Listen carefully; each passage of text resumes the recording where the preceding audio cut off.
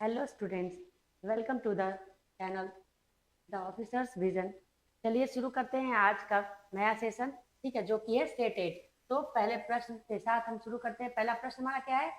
निम्नलिखित में से कौन सा सीसा का प्रमुख अयस्क है? ठीक है, पहला प्रश्न है हमारा सीसा का प्रमुख अयस्क, इसके बारे में बताना है।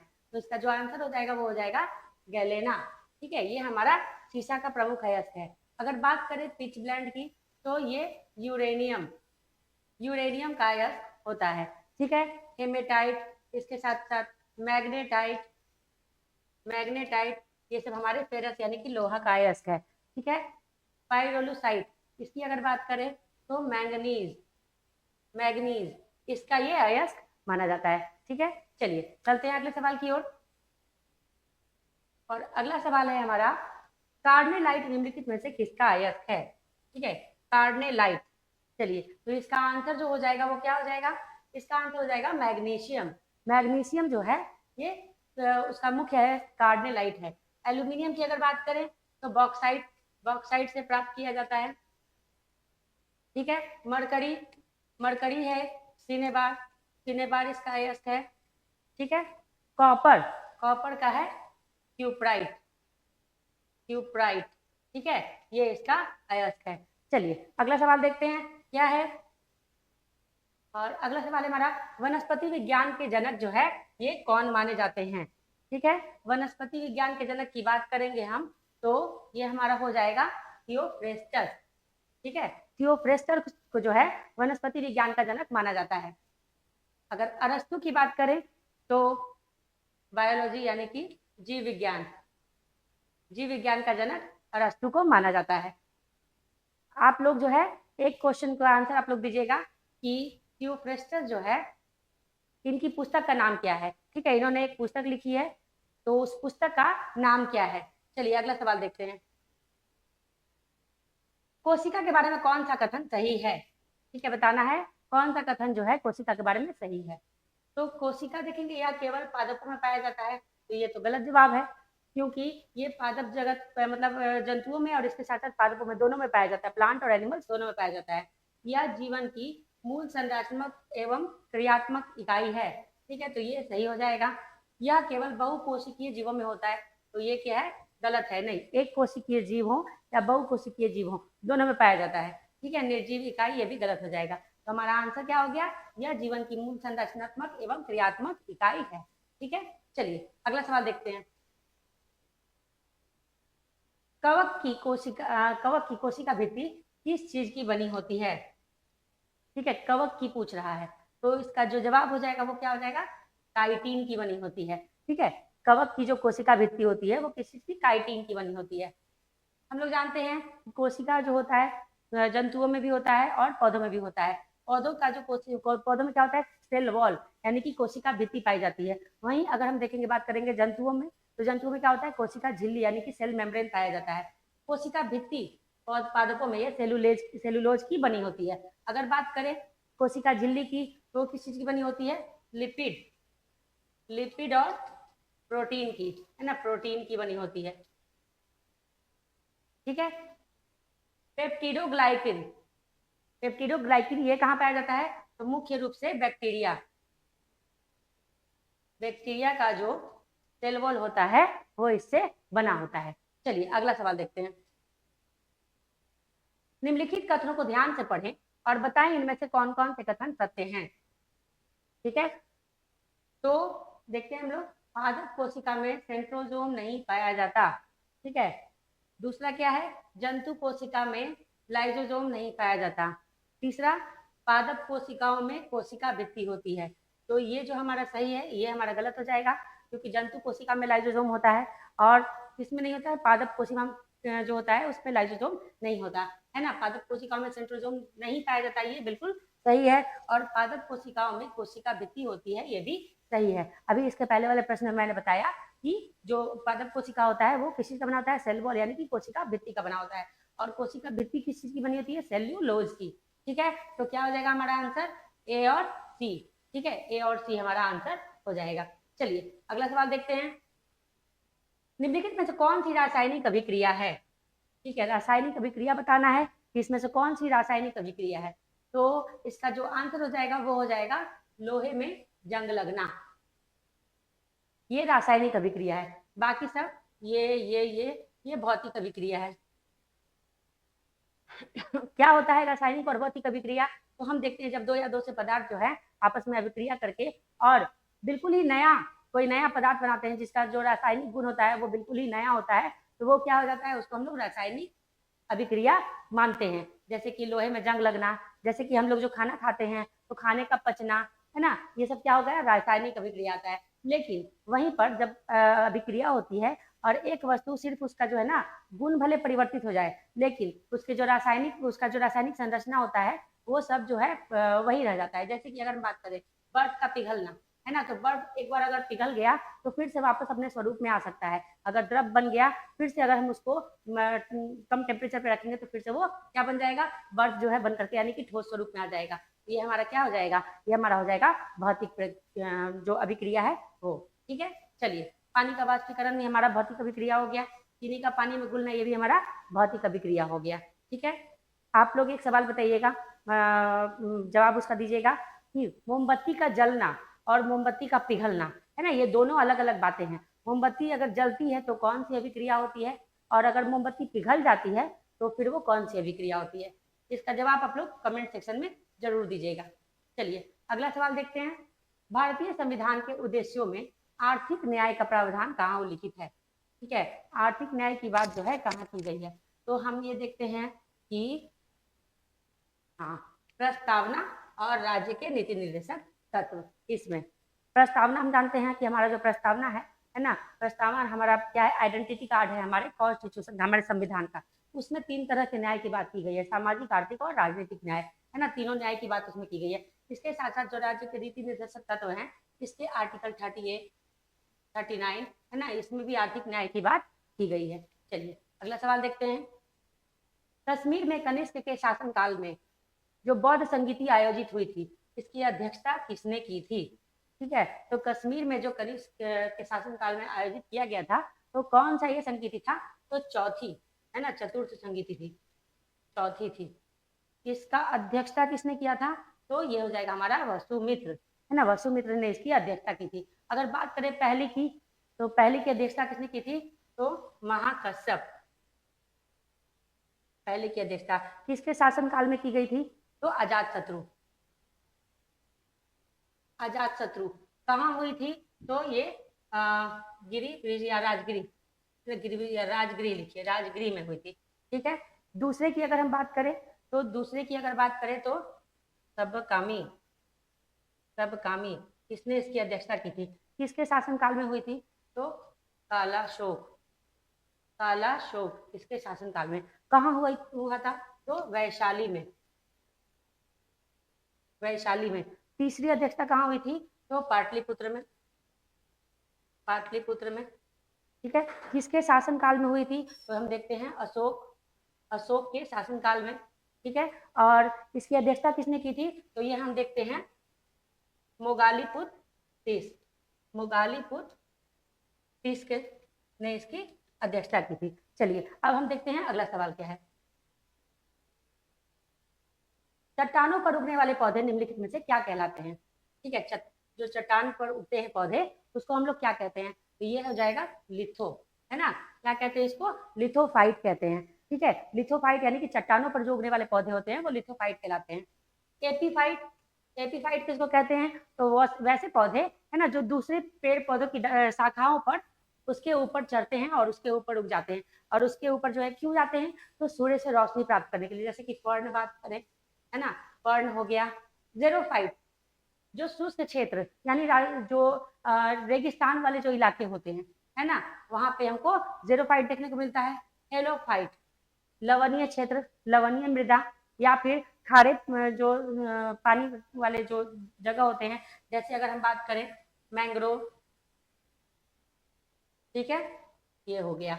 चलिए अगला सवाल देखते हैं क्या है। विष्टि का तात्पर्य क्या है? विष्टि, ठीक है, विष्टि जो है इसका क्या तात्पर्य है?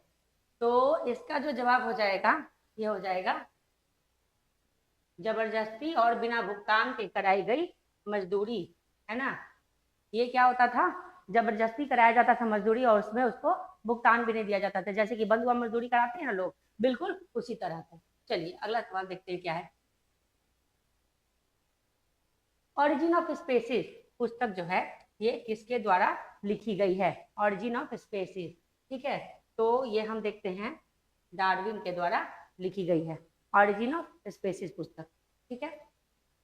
Karl Linnaeus, father of taxonomy, father of taxonomy इनको कहा जाता है, ठीक है। चलिए अगला सवाल देखते हैं। श्रवण बेलगोला कहाँ स्थित है? श्रवण बेलगोला ये कर्नाटक में स्थित है। श्रवण बेलगोला नहीं, तमिलनाडु कर्नाटक में स्थित है, ठीक है। किस लिए प्रसिद्ध है? तो जैन मंदिर है, बाहुबली, या फिर यहाँ पे है ना। चलिए आगे देखते हैं। अशोक को किसने धर्म की दीक्षा दी थी? ठीक है, अशोक को किसने धर्म की दीक्षा दी थी? तो ये जो हो जाएगा, ये हो जाएगा उपगुप्त, ठीक है। कलिंग का जब युद्ध हुआ, कलिंग के युद्ध के बाद जो भीषण तबाही और नरसंहार जो है वो देखा किसने? अशोक ने। उसके बाद जो है उपगुप्त से वो प्रेरित हुआ और उसके बाद इसने क्या है जो धम्म का जो शरण था, धम्म के शरण में ही आ गया और यहाँ से उपगुप्त जो है इसने इसको धर्म की दीक्षा दी। महेंद्र, संघमित्रा, ये दोनों इसके बेटे और बेटी थे, है ना। इनको धर्म का प्रचार करने के लिए इसको एक को श्रीलंका भेजा और एक को पश्चिमी क्षेत्र में। चलिए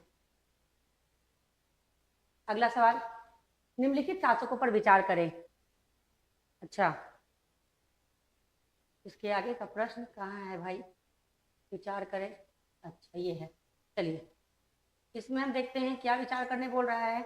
तो ये बता रहा है कि इसमें बताइए आप लोग कि इनमें से किसका संबंध जो है किससे नहीं था या किससे था? सुदर्शन झील से इसमें से किस मतलब संबंध था, ठीक है। तो ये हम देखते हैं क्या हो जाएगा, बिंबिसार, चंद्रगुप्त मौर्य, अशोक और रुद्रदमन, है ना। तो ये इसका आंसर हो जाएगा बिंबिसार, इसका संबंध नहीं था, ये अशोक, रुद्रदमन और चंद्रगुप्त मौर्य, ठीक है, इन सब का संबंध था। सुदर्शन झील, इसके बाद हम देखेंगे तो जो स्कंदगुप्त हैं, स्कंदगुप्त उसने भी सुदर्शन झील की मरम्मत करवाई थी, ठीक है। चलिए अगला सवाल देखते हैं। ग्रीन पीस इंटरनेशनल का मुख्यालय कहाँ स्थित है? ग्रीन पीस, ठीक है, ग्रीन पीस, तो इसका जवाब हो जाएगा नीदरलैंड, नीदरलैंड के एम्स्टर्डम में, है ना, एम्स्टर्डम में ये इसका हेडक्वार्टर जो है वो स्थित है। जेनेवा, WTO, इसके साथ साथ WHO, इन सब का यहाँ पे हेडक्वार्टर जो है स्थित है। ILO का भी, ILO।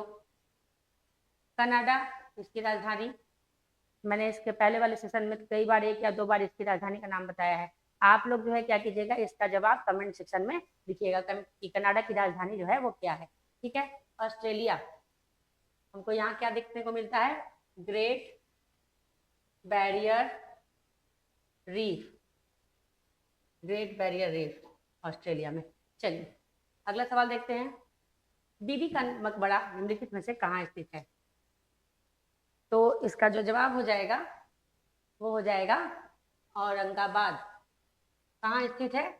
औरंगाबाद में। अच्छा, औरंगाबाद जो है बिहार में भी है, महाराष्ट्र में भी है, तो ये कौन सा वाला औरंगाबाद है? तो ये हो जाएगा महाराष्ट्र वाला औरंगाबाद में, ठीक है। जौनपुर, जौनपुर, इसकी स्थापना किसने की थी इस नगर की? ठीक है, इसका भी मैंने आप लोगों को पहले वाले सेशन में जवाब दिया है। ये प्रश्न था कि जौनपुर जो है इसकी स्थापना किसके द्वारा की गई है। मैं ये बता देती हूँ, आप लोग को हिंट दे देती हूँ, तुगलक डायनेस्टी। इसका क्या आंसर होगा आप लोग कमेंट बॉक्स में बताइएगा। हैदराबाद, कुतुब अली शाह, है ना, इसने मूसी नदी के किनारे जो है हैदराबाद नगर की स्थापना की थी। चलिए आगे का प्रश्न देखते हैं क्या है। निम्नलिखित में से किस सूफी संत की दरगाह दिल्ली में स्थित नहीं है? ठीक है, प्रश्न क्या कह रहा है अच्छे से पढ़ना है और पढ़ने के बाद वीडियो को पॉज करके और उसका आंसर आप लोगों को देना है। और जो है अपना नॉलेज आप लोगों को खुद से चेक करना है कि ये जो मैं 30 क्वेश्चन कराती हूँ इसमें से आप लोगों को कितने क्वेश्चन का आंसर पता है, ठीक है। चलिए इसका अगर हम आंसर देखें तो क्या हो जाएगा, तो इसका आंसर हो जाएगा शेख मोइनुद्दीन चिश्ती, है ना। इसका जो दरगाह है ये कहाँ है, अजमेर में, अजमेर, ठीक है, राजस्थान। बाकी ख्वाजा कुतुबुद्दीन बख्तियार काकी, शेख नसरुद्दीन चिरागे दहली, शेख निजामुद्दीन औलिया, इन तीनों का जो है ये दिल्ली में स्थित है दरगाह, ठीक है। अजमेर में और क्या है, 2.5 दिन का झोपड़ा, 2.5 दिन का झोपड़ा। राजस्थान में यहाँ पुष्कर मेला लगता है, पुष्कर मेला, ठीक है। चलिए अगला सवाल देखते हैं, किसने रूढ़िवादी हिंदू भावना का लाभ उठाने के उद्देश्य से शिवाजी एवं गणेश उत्सव को बढ़ावा दिया, ठीक है। तो इसका जो आंसर हो जाएगा वो हो जाएगा बाल गंगाधर तिलक, है ना। यहाँ पे लोगों के अंदर राष्ट्रवाद की भावना जगाने और लोगों को ये बताने के लिए कि हमारा जो है पहले का जो भी हमारा इतिहास रहा है वो इतना कमजोर नहीं रहा है, ठीक है। तो इस चीज को बताने के लिए और लोगों में जो है ना हिंदू भावना को और ज्यादा बढ़ाने के लिए यहाँ पे शुरू किया गया था शिवाजी उत्सव और गणेश उत्सव। अब कभी कभी प्रश्न ये बन जाता है कि इनमें से गणेश उत्सव को पहले शुरू किया गया था या शिवाजी उत्सव को, तो आप लोग याद रखिएगा गणेश जी ऐसे भी प्रथम पूज्य हैं, है ना। तो गणेश उत्सव जो है ये पहले शुरू किया गया था, ठीक है, 1893 से 94 इस समय, ठीक है। और 1895 से 96 के दौरान शिवाजी उत्सव मनाया गया था बाल गंगाधर तिलक के द्वारा। बीडी सावरकर, मित्र मेला, है ना, मित्र मेला। गोपाल कृष्ण गोखले, ये राजनीतिक गुरु किसके, महात्मा गांधी के, ठीक है। चलिए अगला सवाल देखते हैं, 1940 में शुरू किए गए व्यक्तिगत सत्याग्रह के लिए पहला नेता जो नियुक्त किया गया था, है ना, वो कौन था, ये बताना है। यानी कि पहले सत्याग्रही जो हैं वो कौन थे, तो जो पहले सत्याग्रही थे वो थे विनोबा भावे। पहले सत्याग्रही कौन थे, विनोबा भावे। दूसरे सत्याग्रही जवाहरलाल नेहरू थे, है ना। और तीसरे सत्याग्रही जो थे वो थे ब्रह्मदत्त, ठीक है, ये थे तीसरे सत्याग्रही,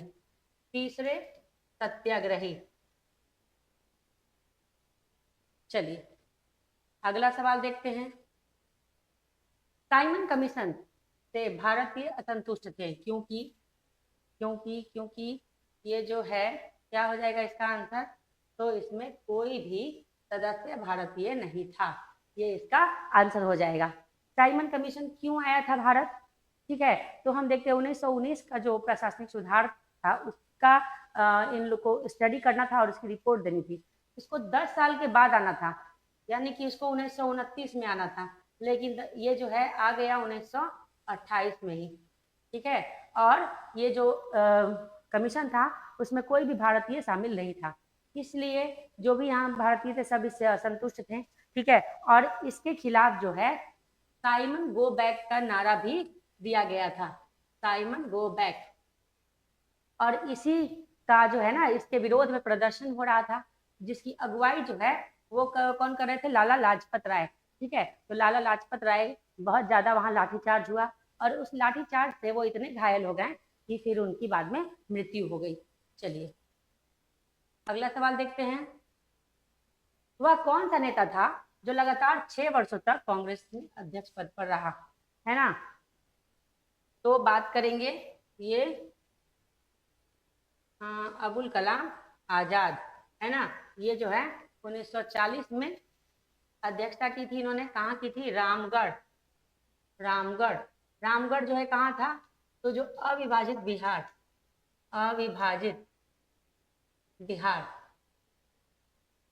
उसमें रामगढ़ था। और उसके बाद फिर क्या हुआ, विश्व युद्ध हुआ, फिर विश्व युद्ध के पहले 1942 में जो भारत छोड़ो आंदोलन हुआ, है ना, तो उसमें जो शीर्ष नेता थे वो गिरफ्तार हो गए थे, तो कांग्रेस का जो अधिवेशन हुआ वो हुआ ही नहीं। और उसके बाद ये जो है लगातार 6 वर्षों तक कांग्रेस के अध्यक्ष बने रहे। चलिए अगला सवाल देखते हैं, रविंद्रनाथ टैगोर ने नाइटहुड की उपाधि किस घटना के विरोध में वापस की थी, ठीक है। तो इसका जो जवाब हो जाएगा वो हो जाएगा जालियांवाला बाग कांड। इसके खिलाफ जो है जालियांवाला बाग कांड के विरोध दिखाने के लिए तो रविंद्रनाथ टैगोर ने अपनी नाइटहुड की उपाधि जो है वो त्याग दी थी। ठीक है, और उसके बाद हम देखते हैं 1921 में असहयोग आंदोलन भी शुरू किया गया था। असहयोग आंदोलन, उसके साथ 1921 में 20 में और क्या था? ठीक है, तो खिलाफत आंदोलन, खिलाफत भी था 1920 में। 1921 में मोपला विद्रोह, मोपला विद्रोह कहाँ हुआ था? केरल में। यूपी में हुआ था एक्का, एक्का विद्रोह यूपी में हुआ था। ठीक है, उसके बाद चौड़ी चौड़ा जब हुआ तो चौड़ी चौड़ा कांड के बाद असहयोग आंदोलन जो है वो गांधी जी ने वापस ले लिया। ठीक है, चलिए अगला सवाल देखते हैं। निम्नलिखित घटनाओं का कालानुक्रम जो है वो क्या है? ठीक है, ये बताना है पहले क्या हुआ बाद में क्या हुआ। लखनऊ समझौता 1916, गांधी इरविन समझौता ये कब हुआ? 1931, पूना पैक्ट 1932, रॉलेट एक्ट ये 1919, है ना। तो क्या हो जाएगा? पहले ए, उसके बाद हो जाएगा डी, उसके बाद हो जाएगा बी और C, A D B C, A D B C, ये हो गया इसका आंसर। ठीक है, चलिए अगला सवाल देखते हैं। पृथ्वी पर सबसे कठोर प्राकृतिक पदार्थ जो है वो कौन है? ठीक है, क्या इसका जवाब हो जाएगा? ये हो जाएगा हीरा। ठीक है, चलिए अगला सवाल। इंसुलिन का प्रयोग किस बीमारी के उपचार में किया जाता है? तो इंसुलिन हम देखते हैं मधुमेह, यानी कि मधुमेह यानी कि और क्या बोलते हैं इसको? इसको हम लोग बोलते हैं डायबिटीज, है ना। तो इसके उपचार में इंसुलिन का उपयोग जो है ये हम लोग करते हैं। चलिए एक और इंफॉर्मेशन, ये जो है मधुमेह, ठीक है, तो diabetes day, world diabetes day मनाया जाता है। कब मनाया जाता है? तो ये मनाया जाता है 14 नवंबर, है ना। 14 नवंबर को वर्ल्ड डायबिटीज डे मनाया जाता है। हैजा, टीबी, हैजा दूषित पानी, दूषित पानी, दूषित भोजन, इससे फैलता है। टीबी भी बैक्टीरिया से फैलने वाली बीमारी है। ठीक है, चलिए अगला सवाल देखते हैं। रक्त का थक्का जमने में कौन सी विटामिन जो है वो सहायक होती है? ठीक है, कौन सी विटामिन जो है रक्त का थक्का जमने में सहायक होती है? तो ये हो जाएगा विटामिन के। ठीक है, विटामिन के का आप लोग से प्रश्न रहेगा ये कि विटामिन के का रासायनिक नाम क्या है? इसके पहले सेशन जो मैंने लिया है ना, एक दो सेशन पहले मैंने उसमें बताया है कि विटामिन ए, विटामिन डी और के, ई, इन सब का क्या क्या रासायनिक नाम है। ठीक है, तो आप लोग जो है कमेंट बॉक्स में उसका आंसर दीजिएगा। विटामिन ए की कमी से रतौंधी, ज़िडोप्थैल्मिया, ठीक है, ये बीमारियां होती हैं। विटामिन डी, विटामिन डी किस लिए जरूरी है? कैल्शियम। ठीक है, विटामिन ई को टोकोफेरोल बोलते हैं, टोकोफेरोल। विटामिन ए को क्या बोलते हैं? थायमीन बोलते हैं। ठीक है, और ए डी ई के, एडेक, ये मैंने आप लोग को पहले भी बताया है। ये कौन सी विटामिन है? फैट सॉल्युबल, और फैट सॉल्युबल। बी और सी वाटर सॉल्युबल, पानी में घुलने वाली विटामिन। ठीक है, जो विटामिन है ये विटामिन के बारे में सबसे पहले हमको किसने बताया था? पंक ने।